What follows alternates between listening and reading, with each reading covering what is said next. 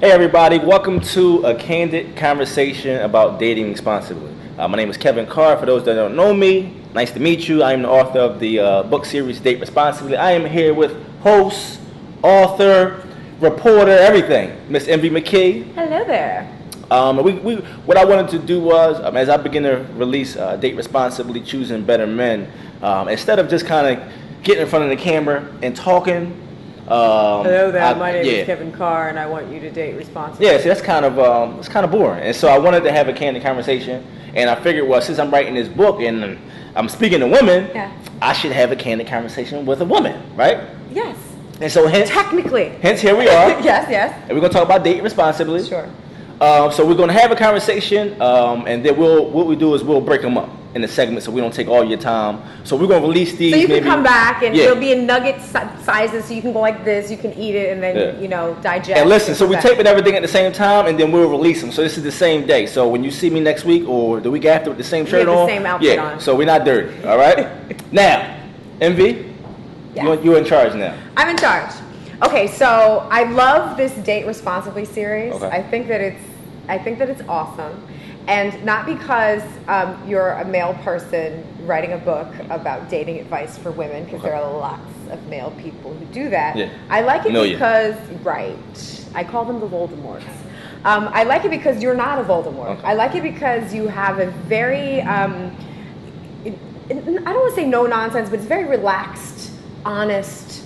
You're a Pisces, so you feel that, the emotional, charge behind it. Yeah, absolutely. And it feels like a slow jam. You know what I'm saying? Like you want to be like, And what I really liked about the first book, you understand that right now we're on second series. The first Date Responsibly, you go in right away about making better choices. Mm-hmm. So now here we are, and book 2 is talking about choosing better men, which is like so important for all of us, because I think one of the biggest issues that women have is we choose men like our father, or we choose men who kind of fill a void. We're looking to fill holes, right? Yeah.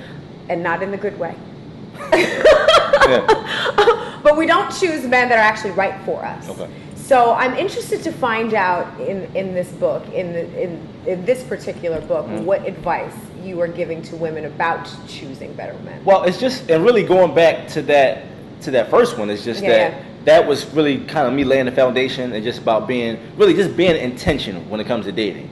Right, and absolutely. So from the very beginning. So was that your motivation in writing this series? Yeah, I mean, what was your personal experience? Like, what were you going through that said, I need to write this book? Well, because I got tired of having conversations, specifically with women. Yeah. Not tired, but just... Tired is a good word. I get tired. I mean, but just concerned.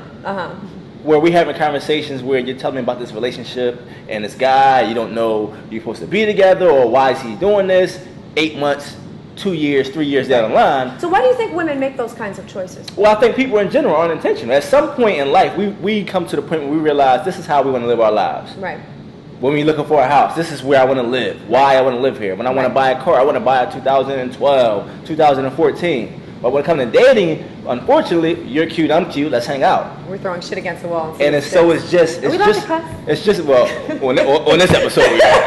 So it's just about being, realizing what my ideals are, setting these standards, and really just being intentional every step of the way. Well, here's the thing.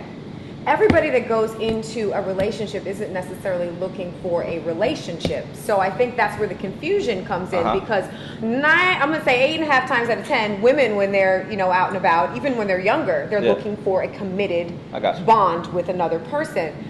Male folk, on the other hand, have different intentions, so it makes the communication piece a little awkward. But see, and so one of the things I touch on in the first book is just that you might not want to get married tomorrow, or 5 years from now. Right.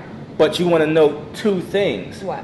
What makes me happy? Right, yes. Because a lot of times, what are we doing? We're searching for who makes me happy. And 6 months from now, well, you don't make me happy anymore. Oh, you need to rewind that one. And so really, it's just... Go back. It's just finding out that... What makes me happy, not who. Because the what determines the who. Wow. Right? Absolutely. When you know the what. Now you can say, well, you had the potential to make me happy, instead of looking for this happiness in this person. Second thing is, what's important to me? Quiet for a second. Ladies, Did you hear that?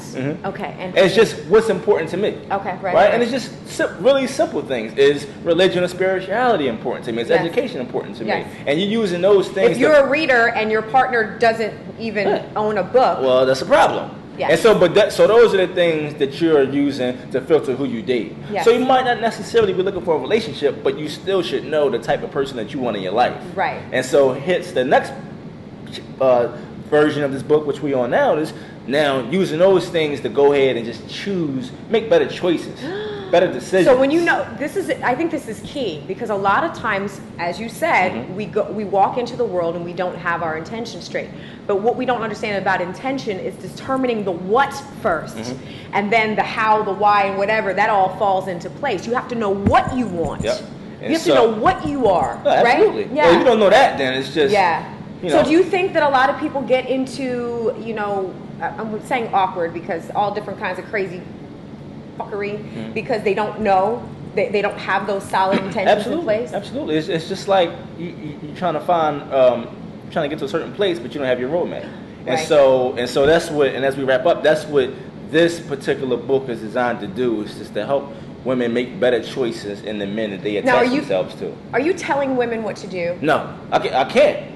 I don't want to tell you what to do. Do you have all the answers in such a way that when women read this book, they're going to feel like you're wagging a finger at them? I wish I woman, did. This is black woman. This is what you need to do when, you know what I'm saying? Yeah. This is what you need to do. And you know what? It makes me, because I see that a lot in people's communication, and I read articles from men telling women that this is how you be a better woman. Listen, let me make an announcement.